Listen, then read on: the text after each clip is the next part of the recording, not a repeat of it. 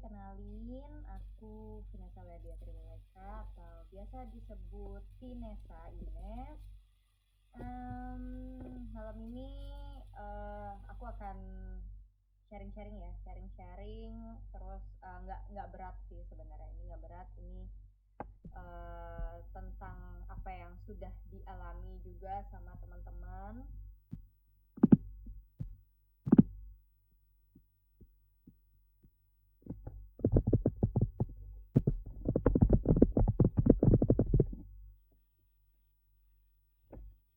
Halo teman-teman, kedengeran nggak?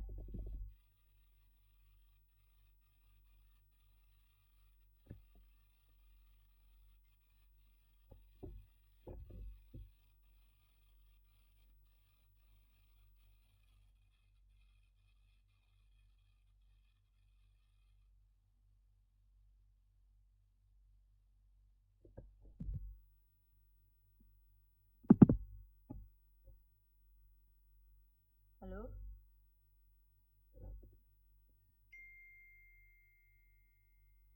Ya kak, suaranya kecil kenapa ya? Masih kecil ya? Harus pakai audio. Tapi baru ini nggak kayak bergema gitu nggak? Enggak, bagus sih, suaranya bagus. Cuma di aku tuh kecil banget suaranya. Ini aku pakai handphone ya.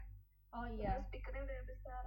Iya, sama ini aku tadi juga pakai laptop, ternyata bergema. Terus ini aku alihin lagi ke handphone, makanya ini udah nggak bergema, cuma kecil. Nah ini kenapa? Harusnya sih aman ya, harusnya. Nah kalau segini,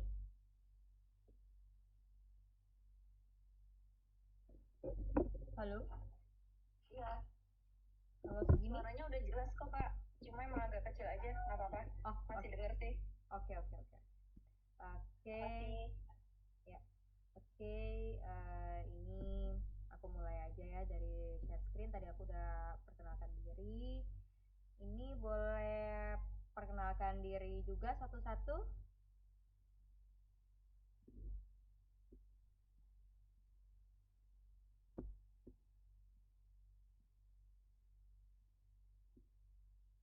Halo, assalamualaikum. Perkenalkan, nama saya Yuli.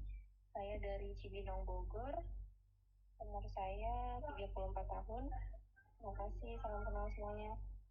Ya, salam kenal.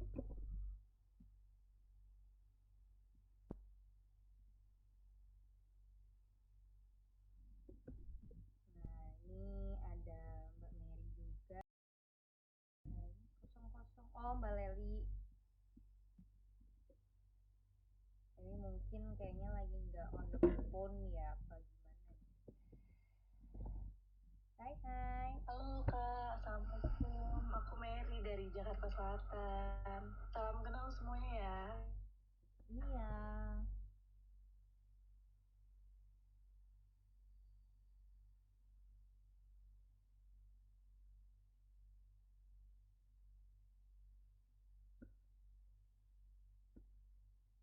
Mbak Leli.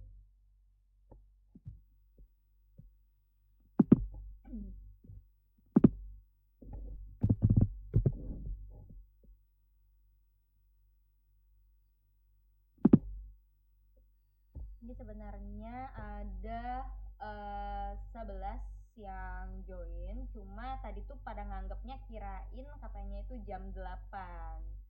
Terus ya udah aku bilang nggak, ini jam 7 sebenarnya, cuma emang agak lewat dikit ya, lewat dikit nih, makanya aku mau langsung mulai aja sebenarnya.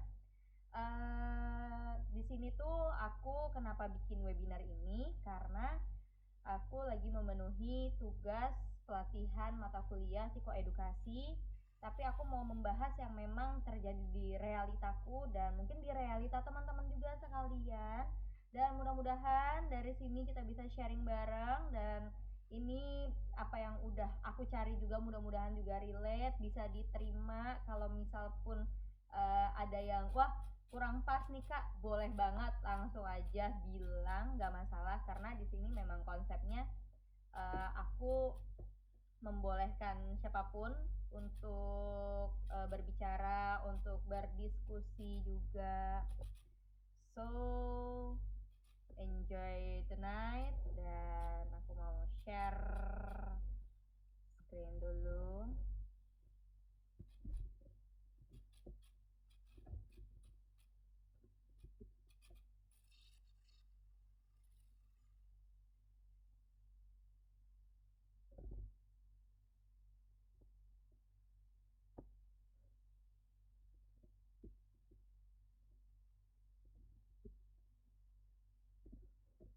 Yap, ini sesuai dengan judulnya ya. Ada yang mau masuk.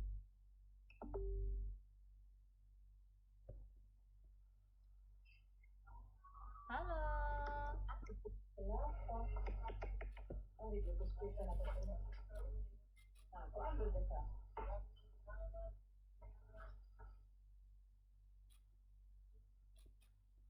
Halo Mbak Nur Aprilianti. Halo Kak.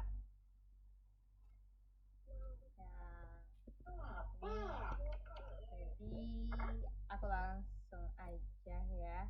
Jadi ini yang pertama, ini aku dari Universitas Mercu Buana. Kita akan membahas tentang ketangguhan sebagai single mother. Ini share screen-nya udah kelihatan belum ya? Udah Kak. Udah, oke. Iya. Thank you. Di sini aku mau kasih tahu dulu definisinya. Definisinya ini kan seperti yang udah kita tahu dan yang kita alami juga ya. Definisinya ini adalah single mom adalah seorang ibu atau wanita yang menjadi orang tua tunggal. Ini penyebabnya macam-macam. Ada tentang perceraian, kematian, tidak ada pasangan, hidup terpisah dengan pasangan. Kadang-kadang tuh pasangan yang long distance married pun juga bisa kita sebut kayak sebagai single parent untuk anaknya. Kalau misalnya dia sudah punya anak, ketika dia bertemu lagi, kembali lagi bersama suaminya, itu akan menghilangkan status seperti itu. Tapi yang biasanya di Indonesia yang mutlak disebut single mom itu biasanya dia karena perceraian atau karena kematian. Tuh. Nah ini aku juga udah search ya, udah research juga. Jadi data single mom nih atau yang lebih akrab disebut sebagai janda di Indonesia itu bener-bener besar banget ya persentasenya dibandingin sama duda pada tahun 2021. Ini tuh terlihat dari persentase perempuan berstatus cerai itu mencapai 12,83%. Itu pada tahun lalu, berarti tahun 2021. Ini datanya dari 2022. Nah, sementara cuma 4,32% laki-laki yang menyandang status cerai. Kalau dirinci, ini perempuan yang berstatus cerai mati ini 10,25%. Dan hanya 2,58% perempuan yang menyandang status cerai hidup. Itu. Hai yang baru masuk.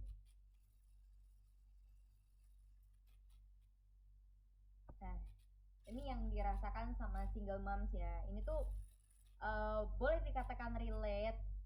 Kalian bisa bilang relate. Kalau misalnya kurang relate nih kak, gitu, ada yang kurang gitu, bisa banget langsung aja bilang. Jadi mostly biasanya yang dirasakan sama single moms ini tuh dia satu udah pasti memendam semuanya sendiri. Kedua, ingin terlihat kuat.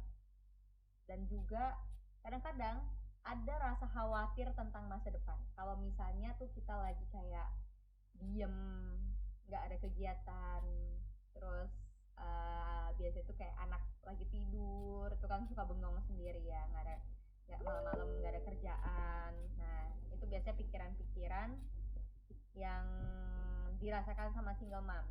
Dan juga kalau lagi me time nih, biasanya tuh kayak suka merasa salah gitu karena ninggalin anak, apalagi kalau misalnya anaknya ini dititipin sama orang lain kayak misalnya babysitter. Tapi kalau misalnya ditinggalin sama orang tua mungkin nggak akan terlalu yang gimana ya, karena kan nitipinnya ke orang tua kita langsung. Dan juga ini pasti dirasain nih, takut meninggalkan anak. Nah, takut meninggalkan anak ini aku juga ngerasain ya, ini semuanya aku ngerasain. Kayak yang aduh ini nanti anak rewel nggak ya kalau misalnya kita tinggalin, untuk bekerja pun mungkin kayak masih ragu gitu buat ninggalin anak. Terus juga takut memulai hubungan yang baru. Nah, ini juga banyak banget dirasakan. Tapi ada juga yang kayak dia pede langsung, ah ya udah deh, coba nih, kalau nggak dicoba kan kita nggak bakal tahu gitu. Seperti apa hubungan yang baru ini dengan status yang sudah baru menjadi single mom.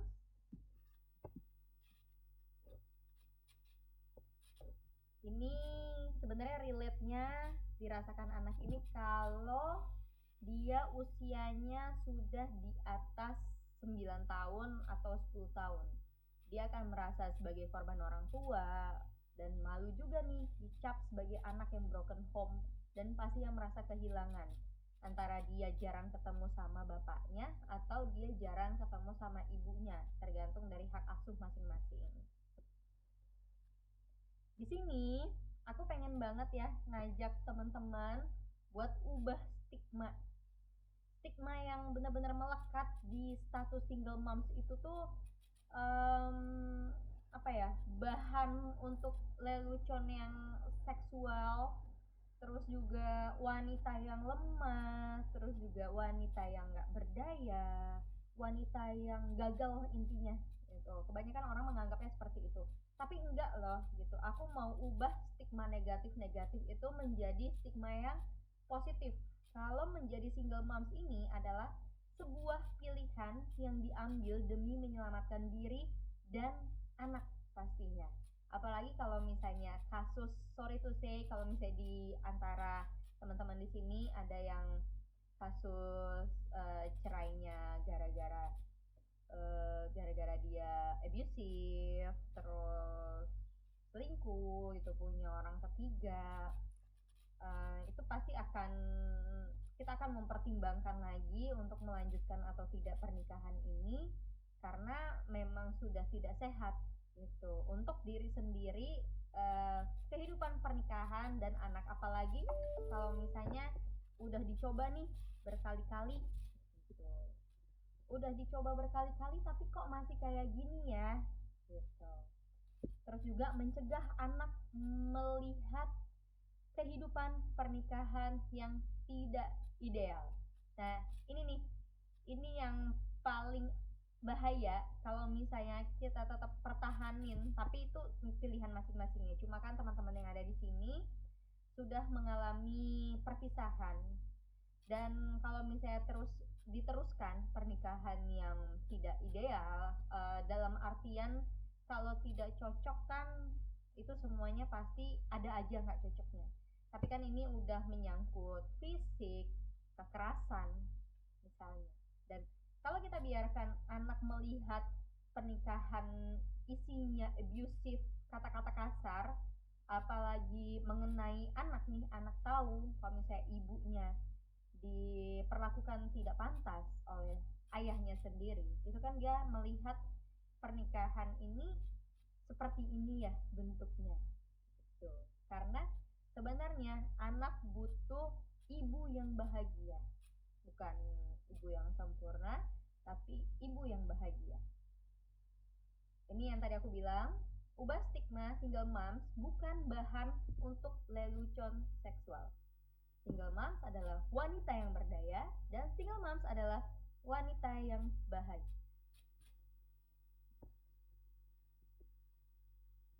Yang dibutuhkan oleh single moms ini 3 yang utama. Kalau ada yang mau nambahin boleh. Support system, komunitas single moms, and me time. Ini butuh banget, karena supaya kita tetap bisa waras, kita harus juga bisa menyayangi diri sendiri. Ini aku mau share. Jadi ada yang namanya Yayasan Ibu Tunggal Indonesia. Yang belum tahu boleh search aja. Ini Instagramnya, ini sudah verified. Yang punya adalah Ibu Maureen Hitipu. Itu dia membuat wadah single moms Indonesia ini supaya tidak merasa sendiri. Terus juga banyak info-info yang menarik di dalamnya, dan ada event-event juga yang bisa diikuti oleh single moms. Jadi Jangan pernah ngerasa sendiri.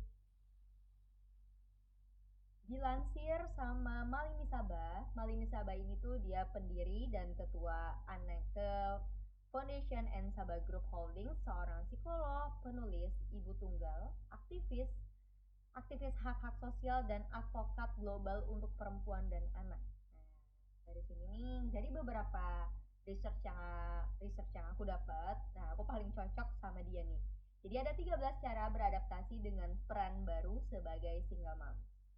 Yang pertama, pastikan ibu dan anak memiliki jadwal atau rutinitas. Seperti kalau misalnya kalian kerja nih dari Senin sampai Jumat, kalian punya libur 2 hari, Sabtu atau Minggu.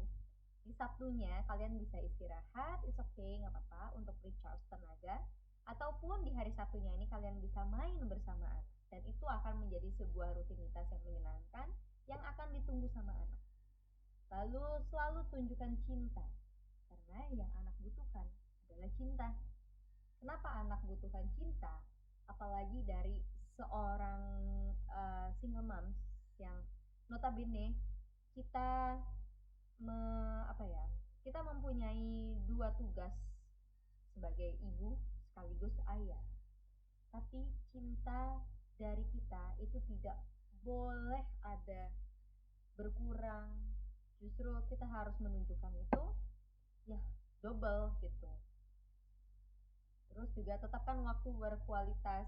Nah, ini juga perlu banget yang tadi sekaligus yang aku bilang tadi ya. Itu harus bisa membagi waktunya karena takutnya berpengaruh sama perkembangan anak. Apalagi kalau misalnya anaknya ini masih kecil. Selanjutnya, jangan merasa bersalah. Ini yang paling sering dirasakan sama single mom kalau misalnya anakku nih begini kehidupannya, mempunyai orang tua tunggal tuh gara-gara aku. Saya paham pasti ada pikiran seperti itu. Tapi apa yang sudah ditetapkan, apa yang sudah terjadi itu memang harus terjadi. Dan jangan pernah merasa bersalah akan status pada saat ini dan kondisi anak. Selalu jaga dirimu. Nah, ini udah pasti supaya kita menghindari stigma-stigma negatif tersebut ya. Perlunya support system. Ini bisa, support system utama itu sebenarnya dari keluarga. Kalau ada pertanyaan, Kak, gimana nih kalau keluarga pun tidak bisa mensupport saya? Nah, ini pertanyaan yang menarik sekali. Jadi kalau misalnya support system dari keluarga pun tidak ada, kalian bisa kembali lagi nih ke slide sebelumnya. Itu bisa ikut di komunitas Ibu Tunggal Indonesia. Fungsi dari komunitas tersebut. Utamakan anak ketika berkencan. Ketika kalian mempunyai hubungan yang baru, jangan sampai anak merasa tersisihkan karena kalian mempunyai orang baru yang menyita perhatian kalian. Orang tua adalah panutan anak, betul. Jadi apapun yang kita lakukan, itu pasti akan menjadi contoh buat mereka. Jadi sebenarnya ya, kalau aku punya anak adalah mengubah diriku untuk lebih baik. Karena yang aku contohkan ke anak harus yang baik, dan otomatis itu akan merubah diriku sendiri juga. Carilah peluang untuk menjadi positif. Nah, peluang untuk menjadi positif adalah ketika kita mempunyai pergaulan, kita bisa menilai di era dewasa seperti ini, kita bisa menilai mana circle yang akan membawa kita ke jalan kebaikan, mana yang membawa kita ke jalan keburukan. Nah, di sini kita punya 2 pilihan nih, mau menjadi positif atau menjadi negatif. Nah, peluang positif inilah yang harus kita raih. Dan juga pastikan anak tumbuh di zona netral. Nah, ini case dimana kalau misalnya mantan suami sudah punya keluarga baru atau hubungan dengan keluarga mantan suami baik-baik saja, itu kita pastinya bisa berdiskusi juga dengan mantan suami supaya tidak menjelekkan satu sama lain. Jadi biarkan anak menilai sendiri dengan matanya, tapi bukan dari kita yang menjelekkan satu sama lain gitu. Jadi dia ada di zona yang sangat-sangat netral. Berikan apresiasi. Ini penting banget karena untuk apa ya? Apresiasi ini kalau misalnya di dalam keluarga yang isinya ayah, ibu, anak, dia akan menerima dua apresiasi. Tapi karena statusnya adalah dengan ibu tunggal, maka apresiasi yang harus dia dapat juga tetap dia dapatkan. Jadi kalau misalnya hal-hal sederhana aja, misalnya dia membantu kita untuk merapikan barang, merapikan mainannya sendiri, hal-hal sederhana itu bisa banget untuk bahan apresiasi dia. Jadi dia juga merasa dihargai nih. Cuy. Dan terakhir ya, tadi ada 13 cara, dan cara terakhirnya adalah belajar mengelola emosi. Saya paham banget kalau ibu tunggal yang ada di sini sangat mudah terpancing nih emosinya. Paham banget. Tapi bagaimanapun adalah anak bukan sasaran emosi. Jadi belajar mengelola emosi ini tuh dalam jangka waktu yang panjang ya, bukan hanya kayak sebulan atau sampai anak usia 5 tahun, anak usia 10 tahun. Enggak, ini tuh karena fase kita akan berubah-berubah nih setiap saat pada saat dia sekolah, dia umur-umur nanggung tuh kayak SMP, dan juga pada saat dia menjelang dewasa. Nah, ini dia. Ya syukur-syukur kalau misalnya udah punya partner baru ya untuk kolaborasi mengurus anak, dalam artian punya suami baru. Tapi kalau misalnya dalam case ini tidak, nah ini yang harus benar-benar diperhatikan, mengelola emosinya ini jangan sampai salah, jangan sampai anak mempunyai traumanya sendiri, tapi kita juga jangan lengah. Maksudnya dalam belajar mengelola emosi ini, kita juga harus tahu waktu di mana kita bisa menjadi ayah dan kita juga bisa menjadi seorang ibu. Itu dia. Kiat-kiat agar tetap kuat. Nah, tara. Ini sebagian yang bukan sebagian sih, ada 5 cara, 5 pikiran, 5 solusi. Yang pertama adalah journaling. Kalian bisa melakukan journaling, terserah apa kalian mau, menulis di kertas sendiri, di kertas yang menulis manual, atau di handphone, ngetik di laptop, itu juga bisa. Ini manfaatnya banyak banget. Jadi ada 6 manfaat dalam journaling. Itu satu, mengurangi stres dan kecemasan. Kedua, mengelola dan mengontrol emosi. Ketiga, mengatasi depresi. 4, membantu mengatasi trauma. 5, membantu mencapai tujuan. Dan membantu mengenal diri sendiri. Jika sudah mengganggu keseharian dan membahayakan diri sendiri atau orang lain, segera datang ke profesional, psikolog maupun psikiater. Sesuai dengan permasalahan yang dihadapi, sama halnya dengan dokter, psikolog pun mempunyai spesialisnya, jadi pilih yang sesuai. Kadang-kadang kalau misalnya, Kak, aku nggak cocok nih sama psikolog gitu kan, aku ke psikolog malah makin stres gitu. Ada aja tuh yang kayak gitu bilangnya. Tapi percayalah itu memang cocok-cocokan. Itu dia. Jadi kita juga harus tahu nih dia fokusnya di permasalahan apa. Apakah permasalahan tumbuh kembang anak, atau permasalahan perceraian gitu, atau permasalahan parenting. Itu contohnya. Ketiga, membuat catatan positif setiap hari di kertas akan membantu untuk memulai hari yang lebih baik. Ini yang sering aku lakukan juga. Jadi aku melakukan journaling, aku sudah ke psikolog, bahkan ke psikiater pun aku juga sudah datang. Ketiga, ini pun juga aku lakukan, yaitu membuat catatan positif setiap harinya. Jadi apa saja ya, kalian nggak perlu juga membuat dalam kertas pun juga nggak masalah juga sih. Kalian bisa lihat di Pinterest juga bisa catatan-catatan yang positif seperti kayak have a good day. Itu hal sederhana tapi itu sangat-sangat mempengaruhi mood sepanjang hari. Nah, yang keempat, pergi ke tempat yang lega seperti taman bersama anak untuk suasana yang baru. Suasana yang baru akan membantumu untuk mempunyai pikiran yang lebih segar, pikiran baru yang lebih positif juga. Yang kelima, berolahraga sehari 30 menit kalau bisa ya. akan membantu mood menjadi lebih baik. Bisa dengan workout mandiri di rumah, sendiri maupun bersama anak. Nah, olahraga bersama anak ini juga nilai plusnya bisa meningkatkan bonding. Nah, seperti ini nih. Ibunya workout, anaknya tetap main, tapi terawasi di dalam rumah.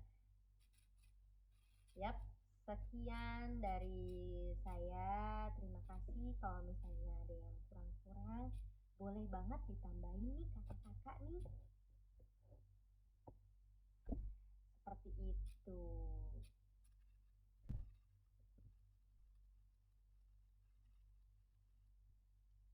Gimana kakak-kakak?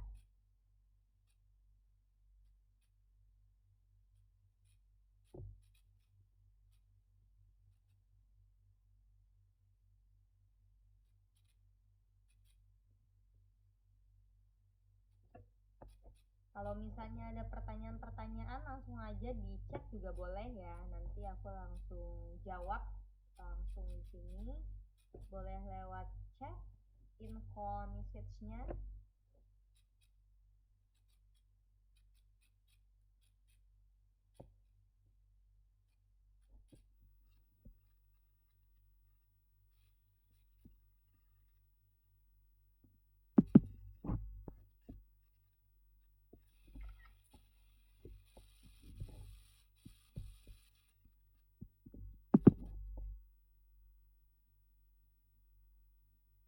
Halo, halo, halo. Masih di tempat semuanya?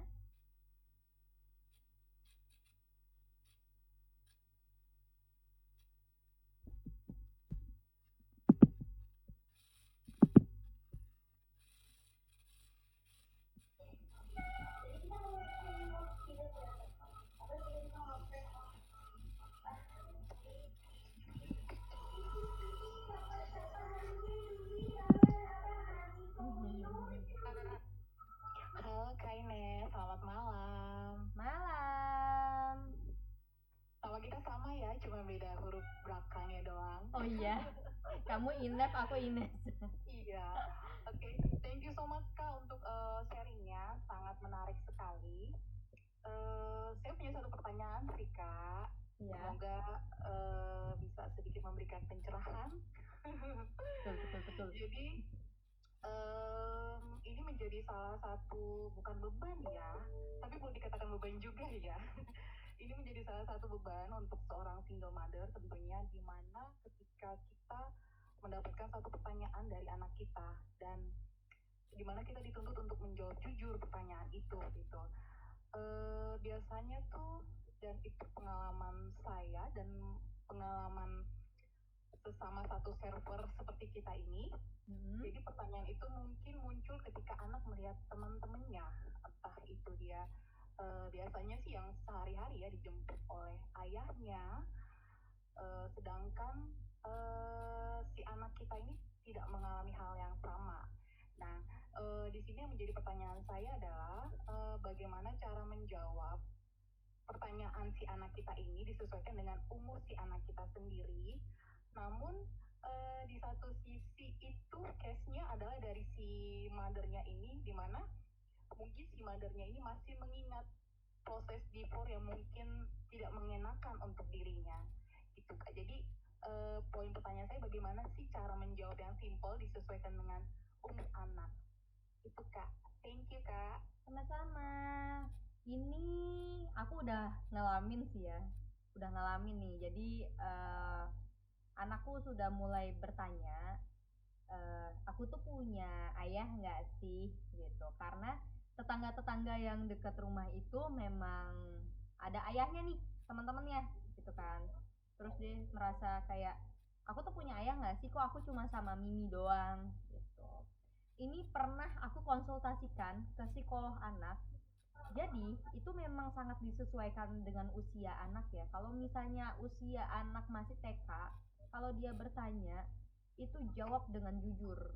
Jawab dengan jujurnya dengan mungkin lebih ke kayak iya, ayah kamu nih ada gitu, tapi udah nggak sama kita gitu.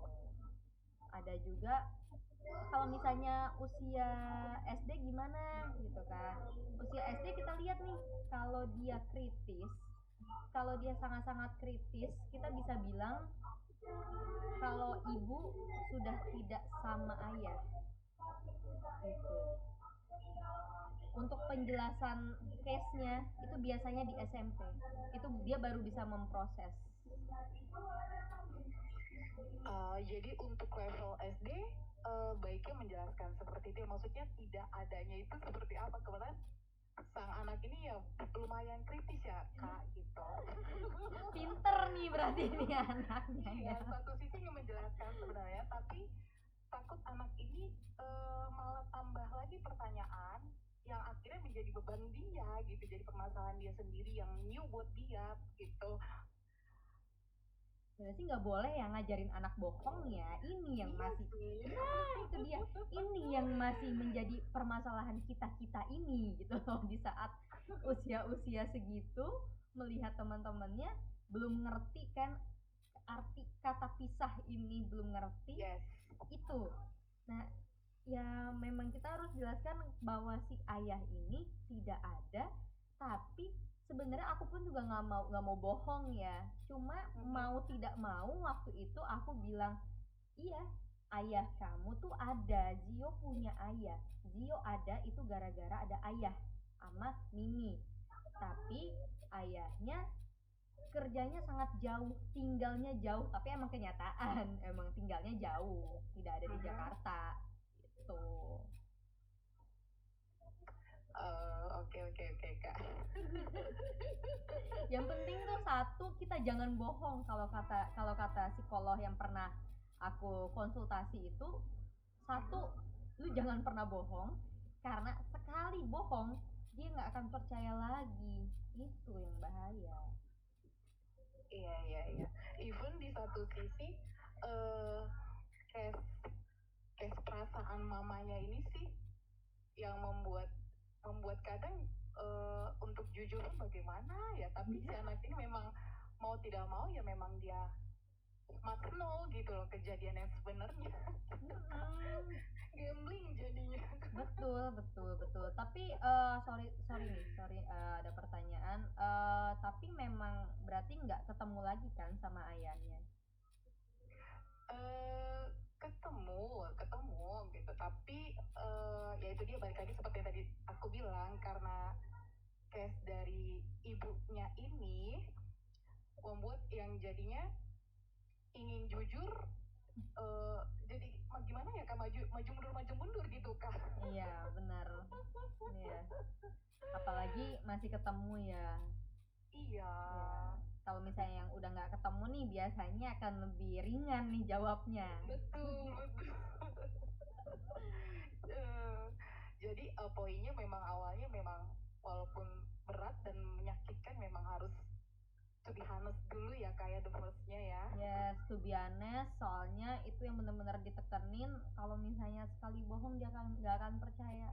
Aku pun juga masih menyesuaikan di aku pun in the real life ya. Aku juga masih menyesuaikan sama kondisi anak yang juga kritis nih sama gitu kan. Jadi dia bilang pagi-pagi bangun tidur dia bilang, aku tuh punya ayah nggak sih? Hah? Kayaknya seumuran ke anak kita TK ya kak. Iya, betul. Tahun ini SD. Oh ya berarti ya benar seumuran ya, pas deh. Pas berarti. Kegalauannya sama nih, fasenya berbeda kan. Oh iya. Oke kak, thank you ya kak. At least saya jadi tahu gitu untuk next stepnya seperti apa. Ya, intinya to be honest. Betul, to be honest. Cuma gini sih, yang paling menyakitkan adalah ketika dia kan akan besar ya, dan kita harus memang bijak juga gitu, kayak ya kalaupun dia mau kenal sama ayahnya ya silakan, tapi yang penting dia sudah tahu gitu loh bahwa permasalahannya seperti A B C D E ini gitu. Nah itu yang mesti kayak aku pun juga masih kayak belajar, aduh harus lapang nih berarti, harus lapang nih berarti. Iya, itu Kak permasalahannya. Jadi lebih ke menenangkan si ibunya ini dulu lah ya. Iya, Walaupun berat rasanya. karena memang diri kita dulu nih yang mesti pulih Yes, gitu kan, baru kita betul. bisa membuat orang lain damai. Oke, thank you ya Kak Ines ya. Sama-sama. Ya. Ada Mbak Iva baru gabung nih ya. Halo Mbak Iva. Halo.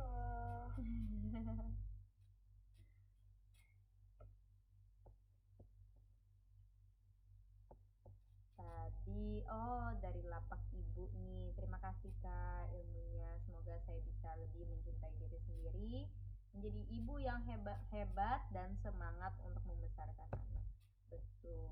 Karena yang dibutuhin sama anak kan ibu yang bahagia ya. Nggak ada ibu yang sempurna, bahkan mungkin kita mau berusaha sesempurna mungkin pasti ada kurangnya. Jam 6 pagi kita berencana untuk tidak emosi, jam 7 anak bikin salah kita langsung marah gitu kan. Itu yang terjadi sehari-hari, sama kok dengan saya juga. Jadi ini pembahasannya memang relate banget. Seneng banget sih, maksudnya bisa sambil sharing-sharing kayak gini, bisa juga sambil ngobrol-ngobrol sama yang satu server. Semoga lebih semangat, lagi pada di rumah ya ini ya. Tapi kalau anak dibawa sama mantan mertua gimana Kak? Kalau di bawah usia 17 tahun itu sebenarnya masih dalam asuhan ibunya ya. Sebenarnya kuat kok kalau misalnya mau dibawa ke pengadilan, mau apa? Mau untuk sidang hak asuh anak itu masih kuat. Karena di bawah 12 tahun itu memang harus sama ibunya. Di bawah 12 tahun, di bawah 17 tahun harus sama ibunya. Jadi kalau misalnya sama mantan mertua itu kalau dalam case ibunya ini udah nggak ada, ya bisa ke keluarga ibu atau bapaknya. Tapi kan ibunya masih ada. Kalau ibunya masih ada nih berarti sidang ulang untuk hak asuh. Jadi di mata hukum kuat juga, kecuali memang apalagi ibunya gitu kan yang penggugatnya.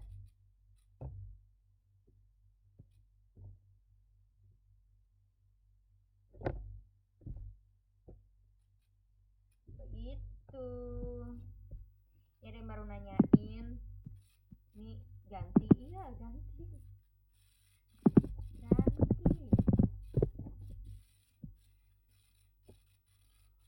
Tidak dinafkahin lahir batin. Sebentar, ini udah proses apa belum nih pertanyaannya? Oh, bisa. Ini bisa dijadiin alasan.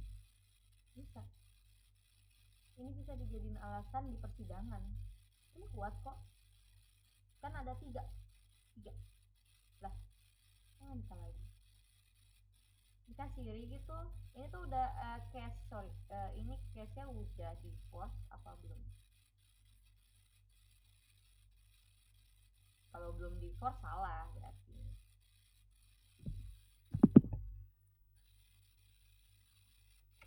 Iya Kak, halo Kak. Oh iya, halo, sorry.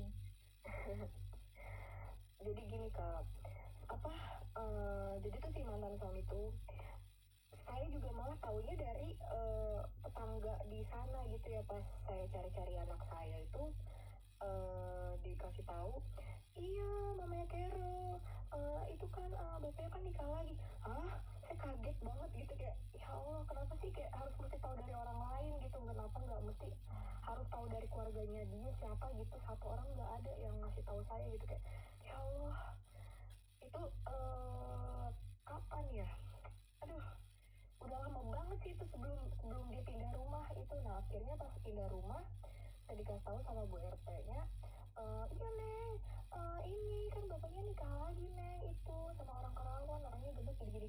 Saya nggak mau tahu bu. Oh gitu ya bu ya. Nah jadi tuh kayak ya Allah, kayak ya Allah kok secepat itu gitu loh, kok bisa gitu kayak. Tapi sebenarnya kak saya tuh di Cikarang udah ada ininya, udah ada apa sih, udah ada panggilan, terus kan saya nggak datang tuh ya karena sibuk juga kan kerja ya. Nah itu tuh udah ada panggilan terus saya nggak datang. Terus pas lagi saya sakit kemarin dirawat bulan Februari habis operasi amin.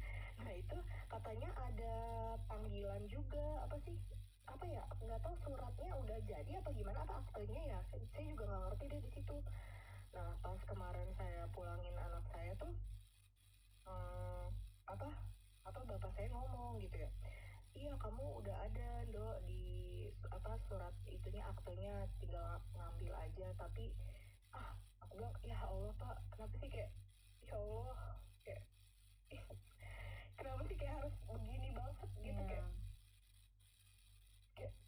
gimana ya, kayak gak adil gitu loh kak, kayak secepat itu saya tuh, maksudnya dari 2021 ke 2022 cuma setahun doang gitu saya nikah sama dia. Dari semua apapun saya, ibu bapak saya yang biayain semuanya sampai dia masuk kerja lagi gitu. Soalnya dia dulu sempet nganggur dari pelayaran, semuanya tuh ditanggung sampai ibu bapak saya, sampai ribut sama adik saya kenapa sih kok bisa milih sama suami yang macam kayak polo-polo gitu kayak jadi imbasnya juga anak saya gitu. Cuman jaraknya 2021 2022 terus 2023 kita udah masuk rumah lagi, udah berpisah dari 2003 awal sampai sekarang. Dan itu dia secepat itu gitu, dia udah nikah gitu loh kak. Apalagi bawa anak kamu kan ya. Iya tapi anak saya juga pas kemarin diambil juga dia tuh kayak gak keurus gitu, kayak kurus hitam, kayak ya Allah, kayak kecil banget gitu, kasihan banget. Kayak saya lihat ya Allah kasihan banget deh kak gitu, kayak nggak dirawat gitu loh, karena mungkin dia fokus sama istri barunya kali ya. Kayak bilangnya sih pas lagi jemput anak saya itu, adiknya dia yang cowok, bentar ya kak aku ngambil Carol dulu. Nah bilangnya mau ngambil di deket lapangan basket tuh di mana daerah Tambun gitu kan ya. Kok lama banget, saya tungguin kok lama banget. Saya nggak tahu mungkin dibawa sama ke rumah papanya apa gimana, di rumah kontrakan baru papanya apa gimana, saya juga nggak tahu gitu loh. Kok di situ kayak kok lama banget ke apa nonton basket udah 5:30 sore di lapangan basket kok ya kok lama banget gitu, kayak apa ke rumah bapaknya apa gimana, saya nggak tahu tuh. Di situ kayak kok lama banget, di situ nungguin ada kali hampir setengah jam atau satu setengah jam tuh, lama banget itu ngambil anak saya tuh, kayak lama banget, kayak susah kak. Saya tuh nggak bisa untuk akses ketemu anak saya tuh di bener-bener di nggak bisa gitu, dipersulit gitu, nggak bisa ketemu anak saya, nggak bisa. Saya yakin pasti berat banget buat Mbak pasti. Cuma kalau kita mau bahas hukum sebenarnya itu masih bisa untuk diperjuangkan, karena biasanya anak di bawah 17 tahun itu masih bisa ikut sama ibunya. Tapi gimana ya kak, aku kan kerja ya, terus ibuku padahal dia udah pensiun sih, terus bapakku juga kerja. Nah ibuku tuh nggak mau kayak yang ngurus, nggak mau, ibu tuh nggak mau pensiun, ibu tuh ngurusin anak gini-gini, maksudnya ngurusin cucu gini-gini, nggak mau. Ibu tuh juga ada kepentingan juga, ada urusan juga gitu loh. nggak mikirin anak kamu doang, coba kamu mau gaji ibu berapa gitu, ya lu sama cucunya kayak nggak mau gitu. Maksudnya ibuku tuh kayak juga sibuk punya urusan sendiri gitu kak, kayak jadi tuh aku harus punya babysitter atau bagaimana ya. Soalnya kalau misalnya anak ada di mantan mertua tapi masih ada akses kan, itu masih oke ya, masih, maksudnya masih pelan-pelan kan kita deketin deketin deketin mantan mertua. Terus gimana kalau misalnya gimana pun kan kamu ibunya nih gitu, akan lebih baik kalau sama kamu aja gitu kan, karena si mantan suami ini kan udah punya kehidupan baru, gak mungkin fokus kan, laki-laki sama perempuan beda. Kalau laki-laki dia menikah lagi biasanya anaknya nggak akan keurus-urus banget, tapi kalau misalnya kayak kita nih perempuan, kita menikah lagi kita pasti mengutamakan anak itu, kayak yang udah kita tahu kan kayak gitu. Nah, untuk masalah hukum itu, satu itu bisa, kedua memang harus ada babysitter paling tidak, si ibu kamu ini untuk ngawasin aja gitu, bukan untuk mengurus full ya, karena kan semuanya juga kerja, karena akan lebih baik memang di tangan ibunya. Ya, seperti yang tadi Mbak bilang, anak sekarang jadi nggak keurus, terus ya kan ngeliat kayak gitu, ibu mana sih yang nggak sedih. Gimana ya kak, gimana ya, saya tuh juga jadi kepikiran gitu, jauh dari dia juga gitu. Iya. Kayak lagi ngapain sekarang gitu, kayak di sini tuh kayak beda nih sama oma opanya, kalau di sana kan sama neneknya, kayak apa pasti kaget banget gitu loh semenjak 2 minggu kemarin di sini, kayak jalan-jalan ya Kak. Tapi konsultasi ke pengacara kayaknya bisa deh. Masa konsultasi dulu ini, jalannya gimana ya. Aduh, tapi itu ada biaya lagi nggak sih ya kak ya? Nah, mau nggak mau cuma gitu, kalau mantan mertuanya bisa diajak ngobrol sih enak. Masalahnya gimana ya, kayaknya sama-sama keras kepala gitu, kayak susah gitu, kayak keras tuh ya Allah. Soalnya gini kan, nggak mungkin ya, amit-amit ya, amit-amit nggak mungkin nunggu ada apa-apa dulu kan gitu. Sedangkan kan kamu tahu nih, dia nggak keurus gitu di sana. Sebenarnya itu juga bisa udah dijadiin senjata gitu. Sama kalian nggak keurus ya, karuannya memang sama aku, sama ibunya.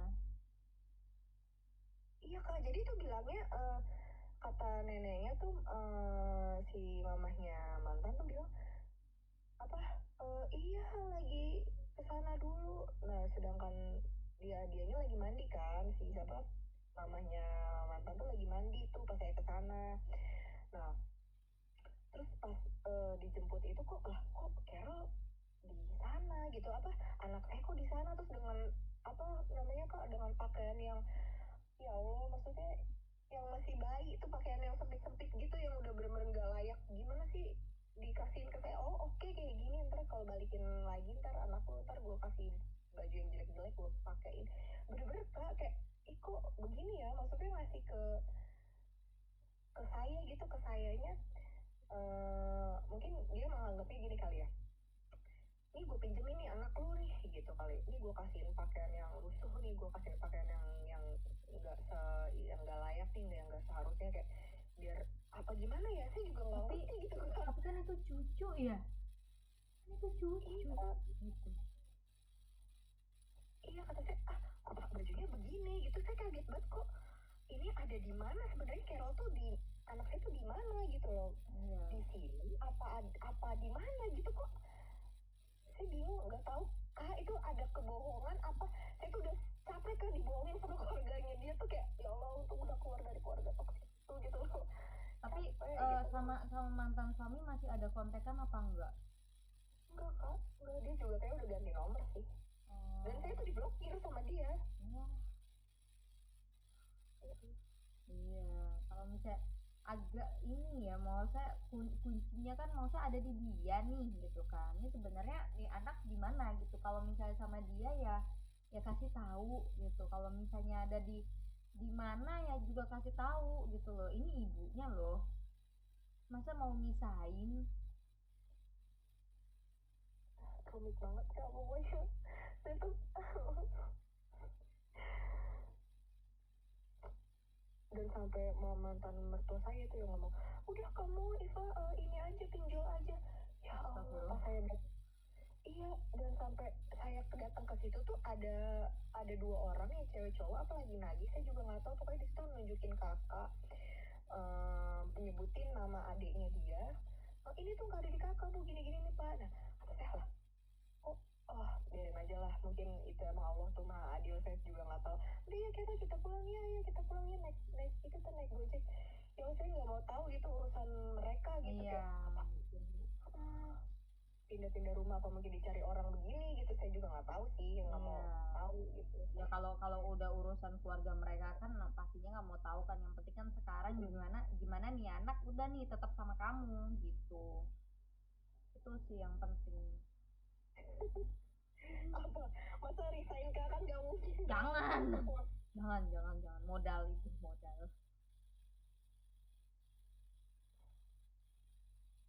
Kalau ngurusin soal hukum juga kan butuh waktu soalnya, belum sidang-sidangnya, belum. Apa dia nikah siri ya kak? Kok dia maksudnya dia udah nikah lagi gitu loh? Tapi kamu periksa nggak di mahkamah apa? Mahkamah apa sih namanya? Mahkamah Agung apa Mahkamah Konstitusi yaitu bisa kok dicari tahu dari situ. Nah, ada biasanya tuh ada surat juga datang ke rumah, itu ada nomor perkaranya tuh. Nah, nomor perkara ini bisa dicari tahu di websitenya. Ini tuh statusnya gimana? Apakah masih proses atau sudah selesai? Nah, selesainya bagaimana? Itu sih. Apa udah tinggal ngambil apa doang kali ya kayak udah? Aku sih waktu itu terakhir lihat udah. Nah, lebih baik coba diambil. Nomor 385 berapa gitu, pokoknya lupa saya. Ya. Kan mikirnya sampai sakit, ini sampai sakit bener. Pasti. Saya nggak bisa bayangin sih Mbak, maksudnya apa tiba-tiba anak diambil gitu. Maksudnya sekarang nggak ada anaknya di sebelah, terus diurus sama mantan mertua yang notabene mereka adalah kakek neneknya pun juga nggak diurus tuh. Saya nggak bisa bayangin sih Mbak, maksudnya kalau saya yang ngalamin gitu juga pasti udah pusing banget, ini mau kayak gimana. Di lain sisi kan harus kerja. Iya benar, kayak mencoba untuk mewaraskan diri aja gitu. Ya Allah, mau tidak mau gitu, karena yang terjadi kan adalah begitu. Gimana caranya sekarang tetap mewaraskan diri sambil berpikir, kita nggak tahu juga ya, mungkin dibantu juga sama doa yang kencang. Kita nggak pernah tahu nanti jalan ke depannya kayak gimana, siapa tahu minggu depan nanti bisa dipertemukan atau dalam waktu yang dekat. Apa namanya, saya sih bukan gimana ya, doain gimana ya sama mantan suami, karena gimana gitu, gimana nggak gimana gitu ya, dia nggak akan pernah dapet yang seperti saya gitu ya. bukannya saya ini, dia nggak akan pernah, maksudnya ngedapetin sosok yang seperti saya gitu, susah akan ngedapetinnya lagi gitu, nggak akan pernah gitu, nggak akan pernah bisa. Karena kamu tahu diri kamu memang baik. Nggak akan kayak gitu, kayak ya Allah, yang mana tuh dia punya adiknya banyak banget kak gitu ya, yang ada 3 gitu, terus dari mamanya yang nikah lagi, yang ada di Kuningan, ada yang di sini, terus dari yang almarhum papanya 2. Ya Allah kak. Kalau yang abangnya sih pelayaran, bener-bener berlayar ya, cuma sekarang lagi off, udah nggak berlayar lagi gitu, lagi hamil istrinya gitu. Emang keluarganya juga rumit ya. Iya kak, benar rumit banget, complicated banget. Tapi kan harusnya jangan ikut-ikutan rumit gitu. Iya, dan itu kakak ipar saya itu istrinya Bang Edi ya, itu tuh jarak anak yang pertama itu sekarang udah kelas berapa ya, nah terus sekarang udah punya setelah 11 tahun. Dia pernah ngomong ke saya tuh, si Mbak Ika itu ngomong, ya Iva selamat datang aja ya nih di keluarga ini, aku udah ngalamin 11 tahun, dan itu posisi saya lagi hamil 7 bulan jalan 8 ya. Ya aku udah 11 tahun ya ngejalanin semua ini, kayak nih mereka ngasih clue atau apa nih, ngasih petunjuk atau apa, 11 tahun, kayak aku harus juga ngikutin 11 tahun juga apa bagaimana. Ya Allah, kayak ya Allah, parah parah parah. Ya Allah ya Allah, aku harus tiap hari nyebut ya Allah ya Allah ya Allah ya Allah. Ya Allah, ya Allah, ya Allah, ya Allah. Kenapa harus berurusan sama pulu-pulu?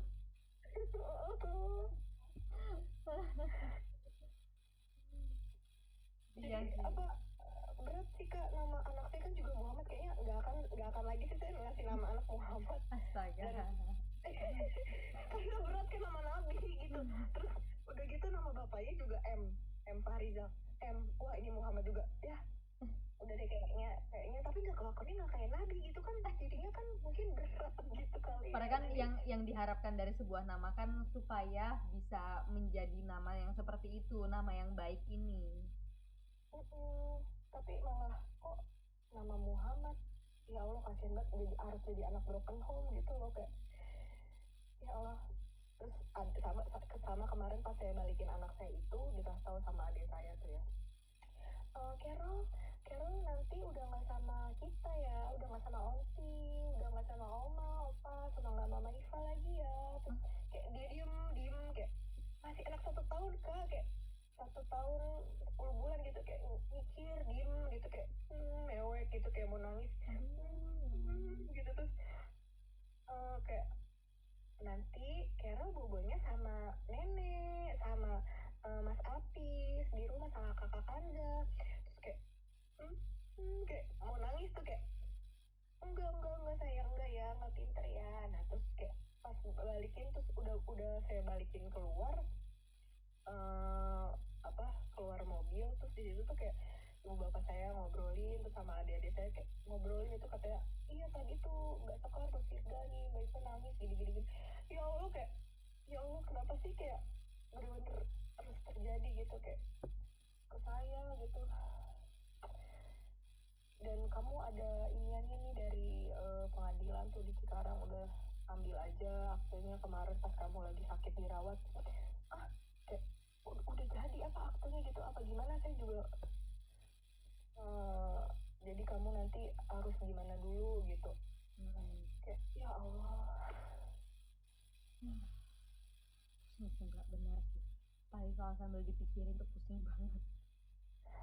Pusing banget Kak. Jadi tuh kayak yang bener-bener saya kan kerja di perhubungan ya, di Bekasi. Nah itu tuh waktu lagi di apa namanya, dirayain di resepsinya itu kan bener-bener dari kalangan bapak saya kan pejabat-pejabat gitu kan ya, polisi semua pada dateng, teman-teman bapak saya. Terus apa namanya, semuanya tuh dari keluarga bapak saya, ibu saya gitu lah ya. Itu tuh kayak gimana ya,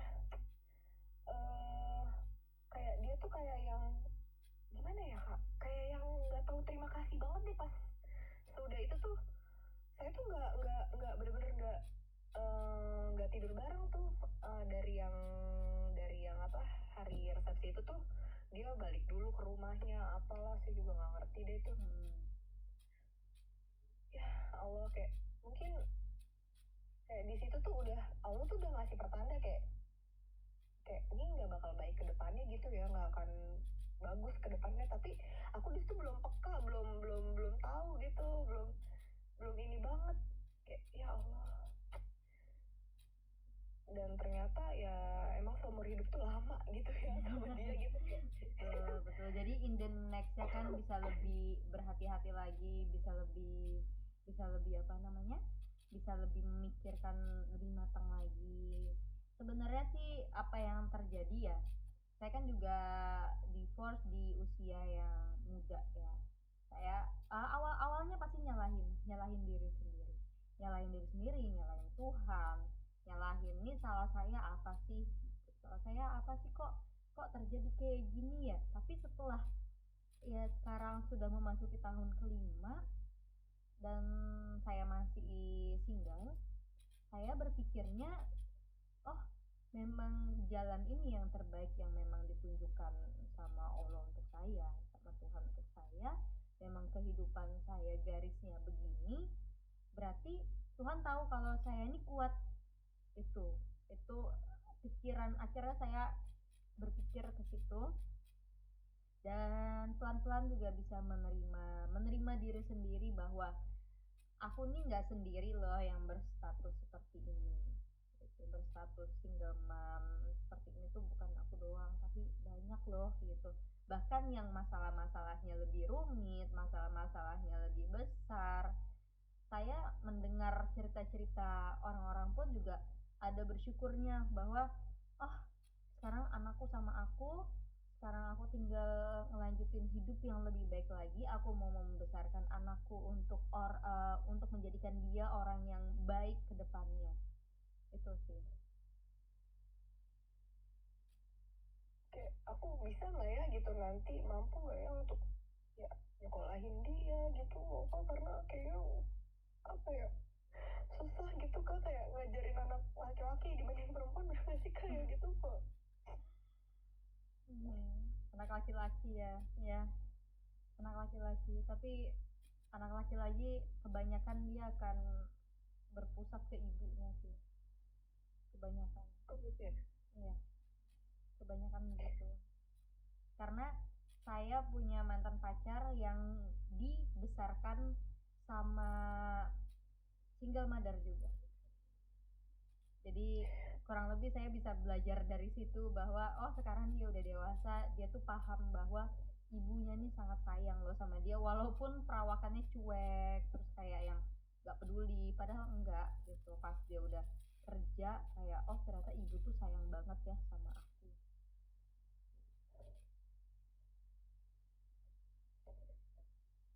Kayak tapi dipandangnya gini loh, kayak janda tuh gini-gini nih, Iya. janda anak tuh gimana sih kak gitu, kayak untuk bisa untuk nguatin apa ya, diri gitu, kayak kayaknya tegak kuping juga kali ya, harus gitu ya.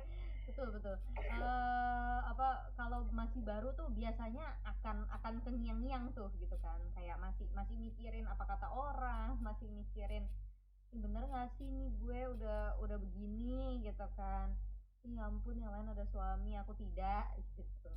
Tapi lama kelamaan jadi apa ya, jadi kayak eh, kalau kalau kayak kita suka upgrade diri lebih baik, kita kita apa menjadi orang yang lebih baik lagi, kita akan bisa membuktikan dengan waktu ke orang-orang yang biasa bilang kayak gitu ya enggak kok gini, gue meskipun janda tapi tidak seperti apa yang dipikirkan gitu. Oh ini ada pertanyaan ya, tanya lagi untuk sang ibunya, bagaimana menyembuhkan luka divorce dan menyembuhkan luka-luka proses sebelum divorce itu sendiri, memaafkan diri sendiri tanpa feeling guilty. Next, memaafkan sekitar. Menerima. Bisa memaafkan kalau bisa menerima. Menerima bahwa memang kehidupan ini sudah ada yang menggariskan. Berarti yang menciptakan aja udah percaya bahwa kita kuat. Masa kita nggak percaya kalau kita kuat? Maafkan sekitarnya ya. Paling benar adalah yang pertama maafin diri sendiri. Maafin diri sendiri kalau misalnya apalagi kita sadar kita punya salah ya. Oh iya aku dulu juga salah nih, menyadari aku juga dulu salah nih, aku punya salah juga sama dia. Jadi next aku akan menjadi lebih baik lagi untuk tidak berbuat seperti itu. Nih ada pertanyaan, oh iya kak, kalau anak minta ke ibunya untuk tidak menikah lagi. Anak minta ke ibunya untuk tidak menikah lagi. Jawaban yang tepat adalah memang sekarang ibu hanya fokus ngurusin dede, ngurusin kamu. Tapi ya itu aja sih dulu ya. Gitu. Apalagi kalau misalnya anaknya masih kecil. Jadi pernikahan pertama menikah hanya bertahan 2 minggu. Oke, sorry. Ya adikku udah punya proses juga. Oh, wow, 10 tahun? 10 tahun? Berarti kalau punya orang baru, kenalinnya sebagai teman. Jangan sebagai pasangan dulu. Jadi biarin untuk nyaman dulu, timbul rasa nyaman, baru ya itu pengajuan ya, pengajuan proposal ke anak kalau mau menikah lagi. Tapi perkenalannya sih ya benar, jangan pasangan dulu, perkenalkan diri sebagai teman aja dulu supaya dia juga bisa menerima gitu kan. Ya ampun.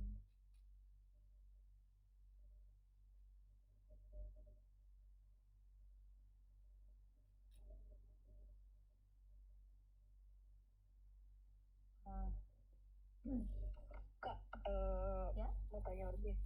Kalau misalkan kayak trauma untuk kayak menikah lagi tuh gimana sih Kak? belum ketemu sama yang tepat aja ya, jadi dan mungkin waktunya juga masih baru. Banyak kok, masih banyak kok laki-laki baru, cuma belum aja nih gitu. Kayak apa mungkin kayak saya tuh nyalain diri sendiri gitu kayak tanggal 13 tuh sial gitu lahir tanggal 13 tuh sial gitu, apa iya ya, dari angka gitu. Itu kepercayaan masing-masing sih, kalau kita nggak percaya mah enggak lah. Saya lahir 4 Maret, 4 angka sial juga, tapi alhamdulillah punya kehidupan yang luar biasa juga, ada negatif dan positifnya. Positifnya, oh ternyata aku tahu nih kalau aku tuh kuat dari apa yang aku pikirkan ternyata. Parah ya Kak, aku tuh semenjak udah nggak sama dia gitu, maksudnya pas masih sama dia juga kok kurus banget sih gitu, kok jadi ceking banget sih gini gini, mah dikasih makan apa, masih Rizal masih Bacil gini, apaan sih kayak sampai anak saya tuh lahir tuh 1,8 dulu ya, si Kero tuh lahir 1,8 gitu, kecil banget. Iya kayak bener-bener seprihatin itu gitu, karena saya prihatin banget nih gitu, kayak dulu gue sama ibu bapak gue kayak begini, kok ini ya Allah, saya nggak pernah deh, nggak mau lagi deh kan nemenin orang dari nol lagi, nggak mau deh, capek. Karena mbaknya kan ini udah kerja, mbaknya juga apa ya, bapak ibunya kan sudah membesarkan mbak dengan sangat baik, menjadi wanita yang baik. Jadi memang diusahakan yang setara. Itu aja mbak, pasti kok kalau wanita baik akan dipertemukan dengan yang baik.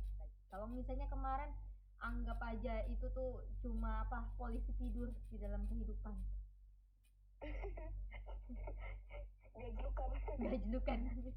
Gajlukan mendadak deg.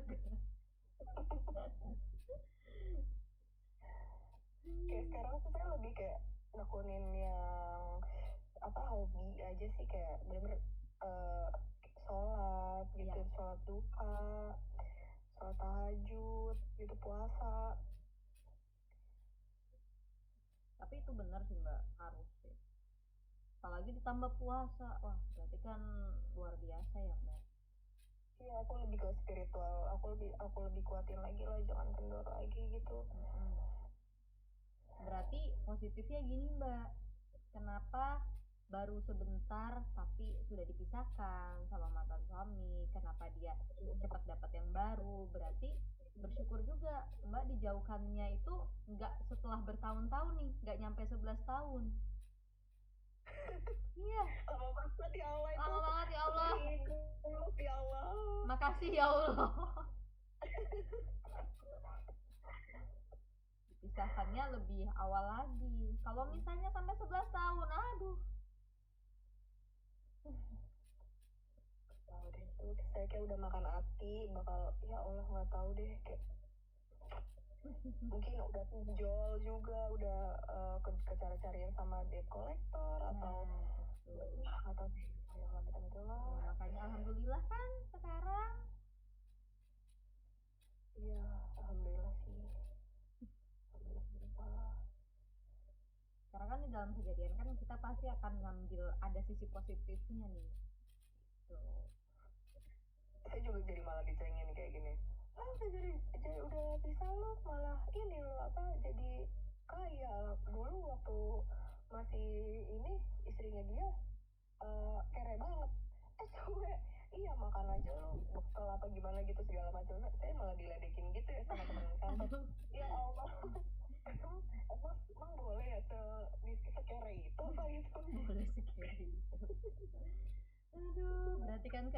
lebih baik ya Mbak, orang lain aja bisa lihat, kadang-kadang tuh kita nggak bisa lihat diri kita sendiri. Iya benar. Tapi orang lain justru bisa ngelihat kita, berarti oh berarti sekarang lebih baik dong. Alhamdulillah.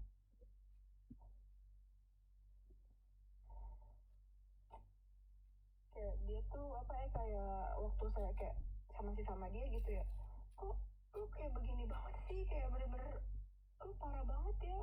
Maksudnya tiap hari kan kantor saya deket sama kontrakan saya dulu ya, jadi deket gitu.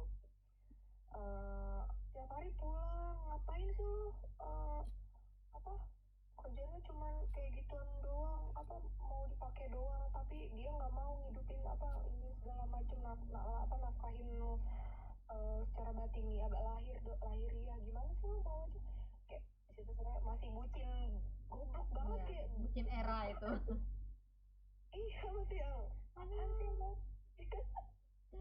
Aduh ya ampun, bucin era banget. Dan bahkan saya pernah baca gitu ya dari grup ada juga grup ibu-ibu, dia tuh sampai yang tiap hari, tiap menit apa tiap jam gitu, saya juga nggak tahu ya kak, itu tuh sampai varises itunya, vaginanya sampai varises. Dan pas udah diiniin ternyata sama bidannya, bu udah nggak varises lagi ya. Iya, dan dia udah, iya semenjak udah nggak itu dia udah tahu pisah gitu, bu bidannya sama perawatnya, oh udah pisah ibu, jadi udah tahu. Dan semenjak itu ya udah bagus lah bu, karena dia juga ya Allah kayak tiap menit tiap jam gitu harus kayak begitu, harus hubungan suami istri terus gitu kayak. Aduh, bener-bener berarti bener-bener bersyukur deh dipisahin sama orang kayak gitu, apalagi ditambah keluarganya kayak gitu Mbak. Ya alhamdulillah. Ini udah lumayan nih, udah sejam lebih. Aduh makasih banget yang ngikutin sampai akhir nih ya, sambil sharing-sharing bareng. Nah, mudah-mudahan nanti ketika saya menjadi psikolog saya bisa ngadain lagi. Amin amin amin amin amin. Amin ya Allah. Amin. Makasih banyak ya Mbak Iva, Mbak Inaf, ada lapak ibu juga yang udah ngikutin sampai akhir. Mudah-mudahan banyak masukan-masukan juga ya, banyak sharing di malam ini yang apa tuh titipan pertanyaan. Oke, titipan pertanyaan dari teman. Oke, ini pertanyaan terakhir ya. Temanku sudah dekat dengan seorang pria lagi dan sudah mengenalkan sama anak as first meet up as a friend, bilang ke anak, lalu ternyata cocok dan mereka niat pihak cowoknya up and down melihat status maaf.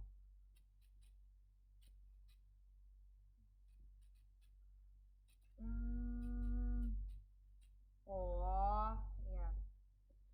Oke. Berarti emang udah get out ya from ya hidupnya si temennya ini, menjelaskan si anak sosok pria ini yang udah tidak berhubungan lagi dengan teman saya ini. Tergantung usia anaknya ya. Kalau usia anaknya masih kecil itu biasanya sih jawabannya mostly kenapa dia udah nggak datang ke rumah lagi nih. Saya dia bertanya, kok om ini udah nggak datang lagi ya ke rumah? Oh iya, sekarang Mama udah nggak temenan lagi sama dia. Bisa dengan cara seperti itu. Atau kalau misalnya anaknya sudah besar, ya jangan dibilang apa, jangan dikatakan jujur-jujurnya banget penyebab ya, tapi mungkin karena sudah tidak cocok dan akan dapat yang lebih baik lagi. Pasti anak mungkin setengah tidak percaya setengah percaya ya kalau dibilangin kayak gini, tapi paling tidak kita ada reason untuk jawabnya, karena kalau enggak, wah takutnya dia akan menuntut pertanyaan yang lebih gitu. Oke, kasih nih Mbak Iva, Mbak Inef udah join. Iya, sama-sama. Terima kasih untuk sharing-sharingnya malam ini. Sehat-sehat semuanya. Jangan lupa untuk bahagia ya. Terima kasih. Assalamualaikum. Waalaikumsalam. Sudah selesai.